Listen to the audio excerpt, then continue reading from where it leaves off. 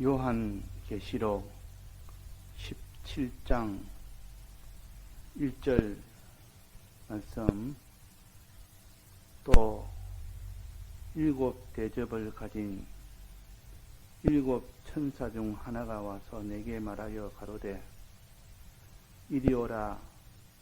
많은 무리에 앉은 큰 음녀에 받을 심판을 내게 보이리라. 땅의 임금들도 그로 더불어 음행하였고 땅에 거하는 자들로 그 음행의 포도주에 취하였다 하고, 또 성령으로 나를 데리고 광야로 가니라.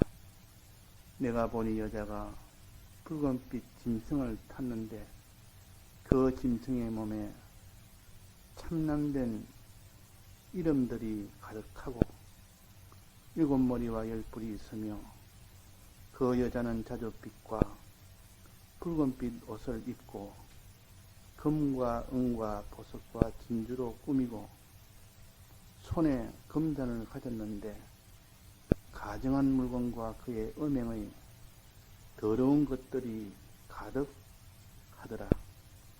그 이마에 이름이 기록되었으니 비밀이라, 큰 바벨론이라, 땅의 음녀들과 가증한 것들의 음이라 하였더라.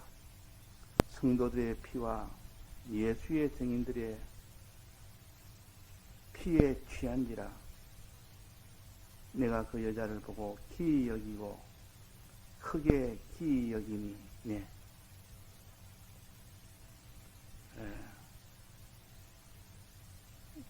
우리가 어제 술 취하지 마라 하는 말씀을 들었습니다. 우리가 어제 배운 것처럼 술 취하지 말아라 한 것은 물질의 술, 알코올을 너가 취하지 말아라 하는 그런 뜻이 아니고, 원래 본질의 그 말씀은 세상에 이런 지식에 취하지 말아라 하는 뜻이지, 그 물질의 술에 대해서 교훈하는 것이 아닙니다. 그래서 물질의 술은 그러면 어떠하냐? 물질의 술이란 것은 세상에서도 물질의 술을 많이 들면 세상적으로 실수하는 이런 일이 생기는데, 하물며 우리 믿는 사람은 더 엄격하고 더 세밀하고 더 참 높은 그런 정결을 원하는 우리 성도들은 당연히 물질의 술은 멀리하는 것이 되어야 됩니다. 물질의 술이라는 것은 취하면은 그때부터는 다른 사람이 되어버립니다. 인격이 완전히 그 원래의 참 신중하고 참 진중한 그런 인격이라도 술만 취해놓으면 완전히 다른 사람이 변해듯이, 이런 세상적으로 본다면 육적으로 술을 취하면 그 사람의 행동이 다 정상의 사람이 아니게 되는 것처럼, 우리의 신앙의 걸음도 신앙의 술을 취해 놓으면 그 사람은 신앙적으로 바로 걷질 못합니다. 비틀비틀합니다. 그러니 당연히 신앙적으로도 우리는 물질의 술을 금하고, 이 물질의 술의 근본은 세상 지식이라 하는 것을 우리가 알 수가 있습니다. 이 성경에 세상 지식에 취해서 망하는 경우가 얼마나 많은지, 아담과 하와도 세상 지식에 취해서 그 다음에 욕심이 일어나서 망한 겁니다. 또 가인도 그렇고, 세상 지식이 먼저 들어와서 그 지식에 따라서 행동이, 그 번대로 그 재물을 하나님이 원하는 대로 드리지 않고 자기 원하는 대로 드린, 그래서 먼저 지식이 그렇게 들어왔기 때문에 그런 겁니다. 그래서 사람의 지식 문제가 얼마나 크고 중요한지, 이 세상에서도 지식이라는 것이 다른 말로 사상이라 그러고 그럽니다. 사상이 들어오면 그 사람의 행위는 완전히 달라집니다. 그래서 지식 문제가 크다. 제9계명은 지식 문제를 가지고 험한 겁니다. 지식 문제가 생기면 나중에 그 사람의 욕심이 달라집니다. 소망이 달라집니다. 그래서 결국은 세상을 소망하는 이 사람으로 나아가서 결국은 이 욕심대로 살게 됩니다. 그것을 가르쳐서 음행죄라 그럽니다. 음행죄. 제7계명은 음행죄인데 그건 육적으로 먼저 있지만은 그러나 더 근본적인 것은 영적으로 음행죄라 세상을 사랑하는 세상에 대한 욕망이 점점 커진단 말이에요. 그래야 결국은 이 세상을 붙들고 사는 이것이 죄로 음행죄로 해서 멸망을 받는 겁니다. 하와도 지식에 먼저 삼심을 받고 난 뒤에야 그 선악과를 보니까 먹고 싶어서 견디지 못할 만한 그런 욕망이 생긴 겁니다. 먼저 지식 문제가 점령되고 그 다음에는 욕심 문제가 점령되어서 그래서 그 다음에 죄를 짓는 겁니다. 그래서 망하는 겁니다. 그래서 우리는 지식을 바로잡아라. 지식에 취하지 말아라. 세상 지식에 취하지 말아라. 그렇게 말씀을 하신 겁니다. 오늘 이 말씀 중에는 이 계시록에는 하나의 이런 형상을 가지고 이런 환상을 가지고 하나님이 이 도를 가르칩니다.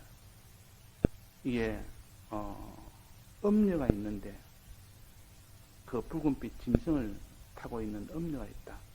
다 이거 세상입니다. 세상을 가르쳐서 뭐 음녀라 짐승이라 이렇게 해서 음녀를 타고 있는 음녀가 7머리 10뿔 짐승을 타고 있는데 그 음녀는 무엇으로 이 세상을 홀리느냐? 무엇으로 세상을 다 자기 것으로 만드느냐? 두 가지입니다. 하나는 지식, 하나는 욕심. 이 사람이 지식에 문제가 되면 욕심이 완전히 달라집니다. 그래서 음녀는 손에 들고 있는 것이 뭔가 하니 금잔이다 하십니다. 금잔.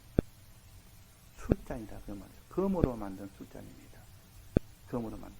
보기 얼마나 화려하고 아름답고 번쩍번쩍 빛나고 영광스럽고 좋은지 이것을 금잔이다. 그 안에는 음행의 포도주가 들어있다. 음행케 하는 그 욕심을 세상 욕심을 불러일으켜서 죄짓게 하는 그것이 음행의 포도주요. 이때 음행은 세상을 사랑하는 그 지식을 가르칩니다. 세상을 사랑케 하는 그 지식이 그 음료의 손에 들려있다. 그 음료의 손에 들려있는 그 술잔에 그 음행의 포도주에 한 잔 마시게 해서 먹이면 그 사람이 해롱해롱합니다. 정상적인 생각을 못합니다. 이 음행이라는 그런 세상 욕심을 불러일으켜서 그 욕심에 걸려서 죄를 짓게 됩니다. 이것이 모든 죄의 모델이요. 그러니까 이런 형식으로 아담과 하와에서부터 마지막 요게 계시록에 음녀로 인하여 그것을 가르쳐 주십니다. 그러니까 우리는 어떻게 되느냐? 음녀의 이 미혹과 술잔의 그 미혹을 어떻게 이기냐? 이기는 방법은 사람으로서는 이길 수 없습니다. 사람이 그 모든 욕심을 이길 수 있느냐? 그 거짓 지식을 이길 수가 있느냐? 지식이란 것은 자기보다 더 높은 지식이 오면 자기 가지고 있는 지식은 다 삼키워버립니다. 그러니까 지식의 상징이라는 것은 그 지식보다도 능한 지식이 아니면 반드시 삼키게 됩니다. 사람이 이야기하다 보면 그 사람이 그렇게 똑똑한 사람인데 어떤 사람하고 이야기를 한 몇 시간 하다 보니까 완전히 그 사람의 지식으로 다 바뀌어버립니다. 왜? 작은 지식이 큰 지식을 못 이깁니다. 인간의 지식은 아주 낮기 때문에 이 마귀의 지식은 아주 고차원의 지식이요. 이 고차원의 지식이 인간의 지식을 살살살 이렇게 유혹을 하고 이렇게 가르치고 이러면 인간의 지식은 다 그게 삼킵니다.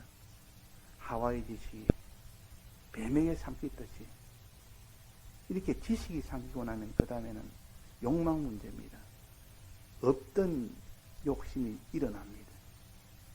하와 속에 먹음직하고 보암직하고 지혜롭고 결망하고 탐스럽기도 한 그 욕망이 일어났습니다. 그 욕망에 못 견뎌서 결국은 선악과를 먹은 거 아닙니까? 이 두 가지를 다 이기려면 사람으로서는 이길 수가 없습니다. 사람으로서는. 그래서 유일하게 성령의 감동을 받아야 됩니다. 성령의 감동이 오면 유일하게 이길 수 있는 방법입니다. 성령의 감동이 오면 악령이 어떻게 지식으로 미혹해도 그 미혹에 삼키지 않고 어떤 욕심을 가지고 불러일으켜서 그 사람 욕심으로 넘어지게 하려도 그 욕심을 다 이깁니다. 이 성령의 능력이요. 그래서 성령을 받으라. 이 성령을 받아야만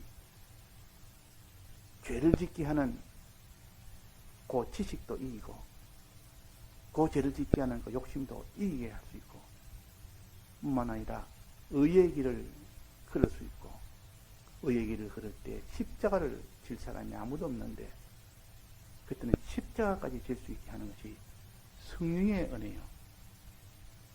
그러니까 이 음녀가 들고 있는 술잔은 금잔은 참 이것이 보기에 아름답고 영광스럽고 빛이 나고 이 세상 지식은 다 아름답고 빛이 납니다. 굉장하게 보인다 그 말이에요. 가치 있게 보인다 그 말이에요. 그러나 그 지식은 마지막은 사람을 술 취한 사람 만든다.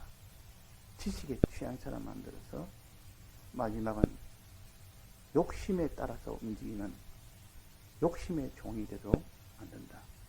이것이 우리에게 가르쳐주는 술 취하지 마라 하는 요 교훈입니다.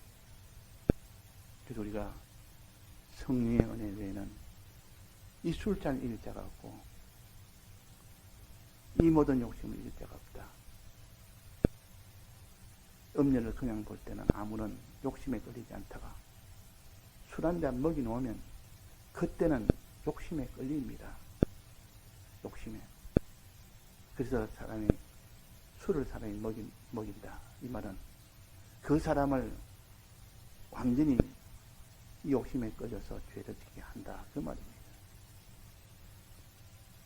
그래서 여기에 음녀가 손에 쥐고 있는 것은 금잔이지만 그 음녀의 몸은 어떻습니까?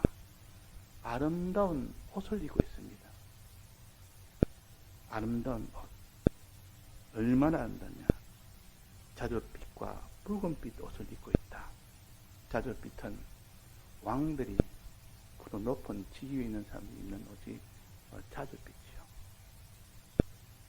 붉은빛은 부자들이 입는 옷이요.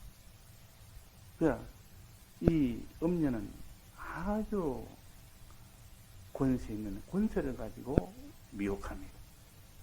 또 세상의 부자됨을 물질의 이 부자됨을 가지고 미혹합니다. 여기 넘어가지 않을 자가 누가 있느냐 그 말이에요. 그래서 이 강력한 옷, 자줏빛과 붉은빛, 세상의 모든 지위나 세상의 모든 부여 이걸 가지고 손을 잡고 흔들어 버리니까 그 욕심에 따라가지 않을 자가 누가 있으며 또 거기엔 또 뭐가 있습니까? 금과 보석과 진주로 꾸몄습니다. 옷을. 거기다가 금과 진주와 보석, 세상에 제일 가치가 있다는 그런 명예나 실력이나 이런 참 건강이나 이런 모든 세상에 있는 것들, 능력 있는 것들 이런 것들로 온몸에 꾸미고 있으니까, 야, 나도 저러면 얼마나 좋겠노. 저런 참 능력이 있으면 얼마나 좋겠느냐 하고 그것이 부러워할 만큼 그런 참 미혹성이 있는 금과 보석과 진주로 꾸미고 그랬단 말이에요. 그러니까 손에는 금잔을 가지고 술 취하도록 만들고, 몸에는 아름다운 옷을 입고 미혹하고, 또 거기는 금과 보석과 진주로 2차적으로 미혹하고, 이렇게 음녀는 무장을 하고 나타납니다. 무장으로 나타나는 이게서 이길 자가 누가 있느냐. 그 음녀 손에 들이는 음행의 포도주를 누가 먹지 않겠느냐 그 말이에요. 음행케 하는 포도주가 음행의 포도주요. 음행의 포도주 이름은 음행의 포도주란 말은 음행케 하는 세상 지식이라는 뜻이요. 인간 지식, 세상 지식, 마귀의 지식. 마귀의 지식을, 세상 지식을 자꾸 가지면 그 사람이 음행하지 않을 자가 없다. 욕심으로 살지 않을 자가 없다는 뜻입니다. 욕심으로. 그래서 우리가 술 취하지 말라는 그 교훈은 단순히 알코올을 말하는 것이 아니고, 세상 지식을 너는 마시지 말아라. 마시면 영적으로는 이 세상에 취해버린다. 이 세상을 자기의 제일 가치 있는 것으로 여기는 그런 지식이 들어오게 되고, 그런 지식이 들어오면 그때 선악과를 보니까 먹음직한 욕망이 일어납니다. 보암직한 욕망이 일어납니다. 지혜롭게 할 만한 탐스럽기도 한 그런 욕망이 속에 일어나니까 그 욕망을 아무도 모르겠습니다. 그러면 먹어야 됩니다. 먹을 수밖에 없습니다. 거기서 나는 안 먹을 수 있다는 사람이 한 사람도 없습니다. 그러니까 우리는 지식에 먼저 삼키지 말아야 되는데, 지식에 삼키지 않는 유일한 방법은 성령의 술을 취합니다. 성령에 취하지. 성령에 취하면 지금까지 없던 현상이 나타납니다. 꼭 술에 취한 것 같다. 예보적으로는 모양이 비슷합니다. 그러니까 사도행전에 성령에 취한, 단체적으로 성령에 취한 이 현상이 날 때 사람들이 저 사람들 술 취했다. 그때 예수 믿지 않는 사람이 옆에서 구경하다가 저 사람 다 술 취했다니까요. 베드로가 설교를 하면서 우리가 술이 취한 것이 아니라, 과거에 요일이라는 선지자가 있었는데 그 선지자가 말하기로 말세에 내가 성령을 물붓듯이 부어주겠다 하는, 성령의 물붓듯이 부음을 받은 자는 너희들이 보는 것처럼 외부는 꼭 술 취한 사람까지 보일지라도 술 취한 것이 아니라 성령에 취한 것이다. 성령에 취하면 지금까지 하지 못하는 행동을 하게 되고, 지금까지 보지 못하는 그런 깨달음을 가지게 되고, 지금까지 걷지 못하는 그런 걸음을 걷게 되는 아주 참 특이한 정상적인 사람이 아닌 그런 현상이 나타나니까 이걸 술 취했다 이렇게 볼 수 있지만 그건 아니다. 성령에 취한 것이다. 성령에 취하는 그 사람은 음녀가 어떻게 거짓말로 미혹하고, 음녀가 어떻게 참 아름다운 것을 미혹해도 거기에 삼키지 않는 능력이 있고, 또 한 걸음 더 나아가서 어떤 하나님의 이 인도 따라 사람을 사랑하고 하나님을 사랑하는 일을 누구보다도 다 들여서 하게 된다. 십자가를 걸으면서도 하나님 사랑, 이웃 사랑을 하는 자로 된다. 그러니까 이거는 보통 사람이 하지 못하는 그런 일을 하는 거 아닙니까? 술 취한 사람이 아니고는 이런 일을 어떻게 하느냐. 맞다. 술 취했다. 근데 우리는 물질의 술이 아니라 성령의 술을 취했다. 그 성령을 받는 유일한 방법은 뭐랬습니까? 그래서 이제 성령을 받아야 된다. 이 목표를 두고 성령을 다시 봐야 돼. 이 성령은 어떻게 받느냐? 제일 먼저 순서는 감사라 했습니다. 감사. 감사할 때 성령이 온다. 감사할 때. 그 감사 때 성령이 오는데 이 감사는 어제 말하기로 언제 해야 되느냐 하고 또 하나는 무엇에 대해 감사해야 되느냐 이 두 가지에 대해서 너는 바로 알아야 된다. 감사는 평안할 때 좋을 때 육체적으로 모든 것이 다 풍성할 때 이럴 때 감사하는 것을 말하는 것이 아니라 그럴 때는 누구나 다 감사합니다. 감사하지 마라 해도 저절로 감사가 되기 때문에 그런 감사가 아니고 육적으로 굉장히 공고할 때 세상적으로 모든 게 다 실패가 됐을 때 모든 육적으로 다 힘이 들 때 그럴 때 감사할 때 그때가 성령의 은혜를 받을 수 있는 그때다.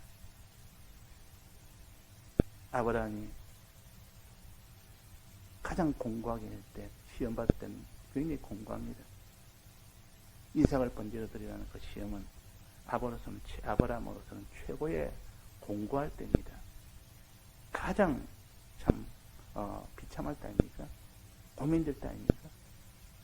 차라리 내가 죽는 것이 낫지 하는 그만한 세상적으로 보면 육적으로 본다면 그때 가장 공고할 때요. 그러니까 우리가 환난 속에서 그럴 때 감사하는 것이 그것이 성령의 은혜를 받는 길이다. 이스라엘 백성이 광야를 지날 때 공고할 때도 있고 공고하지 않을 때도 있었습니다. 아주 공고할 때는 먹을 것이 다 떨어졌을 때, 마실 것이 벌써 다 소진됐을 때, 그 사람이 대적이 나타나서 지금 상심받을 때, 곧 생명의 위협을 받은 그런 때가 몇 번 있었습니다. 그럴 때마다 감사를 못했습니다. 오히려 반대로 원망을 했습니다. 그것이 광야를 건너지 못하는 원인이었다 그 말입니다. 우리가 감사란 것은 성령의 은혜를 받는 방법이라, 유일한 최초의 방법이라, 제1호 방법이라. 자, 두 번째는 뭡니까? 어느 때에 감사해야 되느냐는 요 때를 아니고 두 번째는 무엇에 대해서 감사하느냐. 이 세상의 육체를 갖다 하나님이 이렇게 참 강건하게 해주고 병든 자를 하나님이 고쳐주고 가난한 자를 부자 되게 해주고 그 사람이 갇힌 자를 석방하게 해주고 이렇게 해주면 하나님이 얼마나 하나님께 감사하겠습니까? 그런데 그런 것이 아니고 성경에 하나님께서 과부를 참 돌봐주는 돌봄을 받는 과부는 얼마나 감사하겠습니까? 또 고아가 부모가 없을 때 부모 노릇 해주는 사람이 나타나면 얼마나 고맙겠습니까? 이건 다 육적으로 나타낸 겁니다. 그러나 이는 실은 신앙적으로, 신령한적으로 이렇게 해석을 해야 되지. 하나님 아버지를 잃어버린 것이 고아요. 자기의 신랑 대신 주님을 잃어버린 것이 과부요. 자기의 모든 이런 신령한 양식을 가지지 못한 자가 가난한 자요. 마귀에게 붙들려 거기에 다 삼켜져 있는, 거기에 다 감옥에 갇힌 자가 바로 감옥에 갇힌 자라. 이런 것을 다 해방시켜주는, 이런 다 신령한 면으로 이렇게 하나님이 해 주시는 겁니다. 이렇게 환난은 다 이런 것을 해주기 위한 하나님의 전초전이라, 준비 단계라. 우리를 고아를 돌봐주는 거인, 과부를 돌봐주는 거인, 감옥에서 갇힌 것을 구출해주는 거인, 또 가난한 자에게 참 양식을 주는 거인. 그런 것은 육적으로 보이지만 실제로는 신앙적으로 되게 해주는 하나님의 은혜 역사입니다. 이것은 성령의 은혜가 오면 이렇게 된다 그 말입니다. 성령의 은혜가 오면. 그래서 우리가 이 성령의 은혜는 첫째는 공고할 때, 육적으로 가난할 때, 육적으로 큰 자기가 실패가 됐을 때, 육적으로 모든 것이 다 무너졌을 때, 희망이 없을 때, 환난을 만날 때, 그때 하나님께 감사는 꼭 감사를 해라. 그때가 가장 하나님 은혜를 주시기 직전이다. 큰 은혜를 주시기 직전이다 하는 뜻입니다. 또 그 다음에는 무엇을 감사해야 되느냐? 우리 주 예수 그리스도의 하나님 아버지께, 우리 주 하나님 아버지께, 그리스도 예수의 사랑을, 이렇게 이것을 감사해라.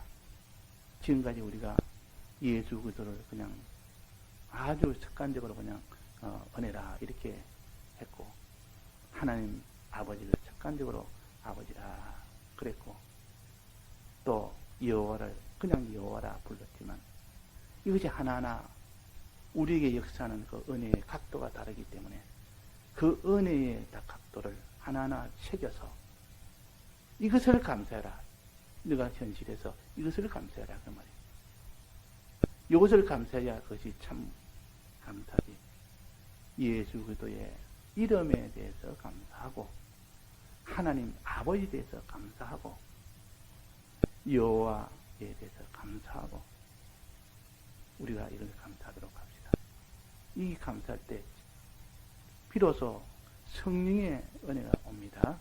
예, 다 같이 통성으로 기도하시다가 자유하시겠습니다.